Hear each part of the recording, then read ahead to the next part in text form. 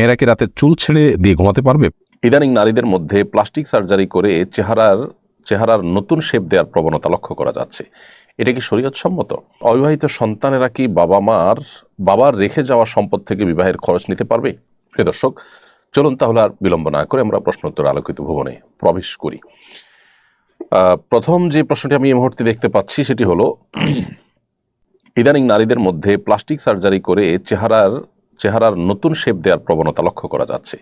এটা কি শরীয়তসম্মত? যদি জন্মগত কোনো ত্রুটি কিংবা কোনো দুর্ঘটনায় সৃষ্ট ত্রুটি এগুলোকে দূর করবার জন্য প্লাস্টিক সার্জারি করতে হয় তাহলে সেটা তো অবশ্যই জায়েজ। কিন্তু শুধু শোভাবর্ধনের জন্য যদি প্লাস্টিক সার্জারি করা হয়, চেহারাতে নতুন বা ভিন্ন শেপ আনার চেষ্টা করা হয়, তাহলে সেটা অবশ্যই নাজায়েজ এবং গুনাহের কথা। আল্লাহ রাব্বুল আলামিন কোরআনে কারিমে স্পষ্ট করে বলেছেন সূরা নিসার 119 নম্বর আয়াতে, ওয়ালা উদাল্লিন, শয়তান তার প্রতিশ্রুতির মধ্যে সে বলেছে সে কি কি কাজ করবে। তার মধ্যে একটা হলো, শয়তান বলেছে ওয়ালা উদিল্লান্নাহুম ওয়ালা উমান্নিয়ান্নাহুম ওয়ালা আমুরান্নাহুম ফালা ইউবাত্তিকুন্না আযানাল আনআম ওয়ালা আমুরান্নাহুম ফালা ইউগাইয়িরুন্না খালকাল্লাহ। শয়তান শপথ করেছে এবং সে তার অঙ্গীকার ব্যক্ত করেছে যে সে আল্লাহর সৃষ্টিতে পরিবর্তন সাধন করবে। আল্লাহ তাআলা বলেছেন লা তাবদীলা লিখালকিল্লাহ, আল্লাহর সৃষ্টিতে পরিবর্তন করা সুযোগ নেই বা করা যাবে না।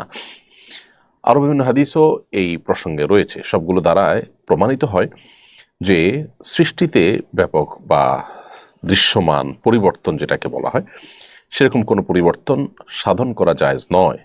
যদি এটি কোনো অনন্য উপায় হয়ে কেউ করে, যেমন দুর্ঘটনা ইত্যাদির কারণে, তাহলে ভিন্ন কথা। শুধু শোভাবর্ধনের জন্য এ ধরনের পরিবর্তন করা জায়েজ নয়। এর ফলশ্রুতিতে দুনিয়াতে অনেক ব্যত্যয় বিশৃঙ্খলা তৈরি হবে। আমরা জানি যে পৃথিবীতে এখন আধুনিক জ্ঞান বিজ্ঞানের উন্নতির এই সময়ে মানুষের কাছে অনেক অ্যাক্সেস আছে, যে অ্যাক্সেসগুলোর সবগুলোর ব্যবহার মানব সভ্যতাকেই বিলুপ্তির দিকে নিয়ে যেতে পারে, সমাজকে বিশৃঙ্খল পরিস্থিতির মধ্যে নিয়ে যেতে পারে। এরকম একটা পরিস্থিতিতে আমাদের দায়িত্বশীল অবস্থান গ্রহণ করাটা অনেক বেশি গুরুত্বপূর্ণ। এরপরে প্রশ্ন করেছেন সামিয়া সুলতানা রিনা, আপনি লিখেছেন, অবিবাহিত সন্তানেরা কি বাবার রেখে যাওয়া সম্পদ থেকে বিবাহের খরচ নিতে পারবে? দেখুন, অবিবাহিত সন্তান যারা এখনো বিবাহ করেন নাই, এদিকে বাবা মারা গেছেন, বাবা মারা যাওয়ার পরে বাবার রেখে যাওয়া পরিত্যক্ত সম্পদ থেকে আগে ভাই বোনেরা বাবা বেঁচে থাকতে তার সম্পদে তারা বিয়ে করেছেন বা বাবা তাদের বিয়ে দিয়েছেন নিজের খরচে। এখন সেই অজুহাতে অবিবাহিত সন্তানরা বাবার মৃত্যুর পর পরিত্যক্ত সম্পদ থেকে নিজেরা বিয়ের খরচ নিতে পারবেন না। কারণ মানুষের মৃত্যুর পরপর সে সম্পদের মালিকানা আর মৃত ব্যক্তির থাকে না।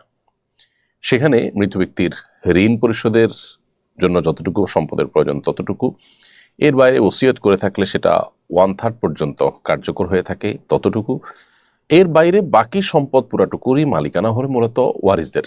অতএব এখানে এক সন্তান অবিবাহিত, তিনি বিয়ে করে সেখান থেকে যদি টাকা খরচ করেন, তাহলে সেক্ষেত্রে অন্যান্য যারা আছে, যারা এই সুযোগটা নিচ্ছে না বা এই টাকাটা তারা পাচ্ছে না, তারা কিন্তু বঞ্চিত হবে।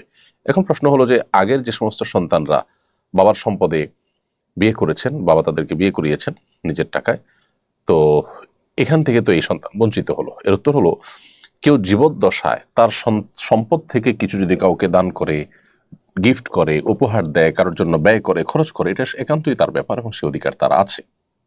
অতএব বাবার বেঁচে থাকার সময় তিনি যা খরচ করবেন সেটা তার একান্ত ঐচ্ছিক বিষয়। তিনি কাকে দিবেন না, বা ছেলেদের মধ্যে কারোর ব্যাপারে প্রযোজ্য হয়েছে তাকে দিয়েছে, যার ব্যাপারে প্রযোজ্য হয় নাই তাকে দিতে পারেন নাই, সেটা ভিন্ন বিষয়। কিন্তু মৃত্যুর পর এটা তার থাকে না, এটা সবার হয়ে যায়।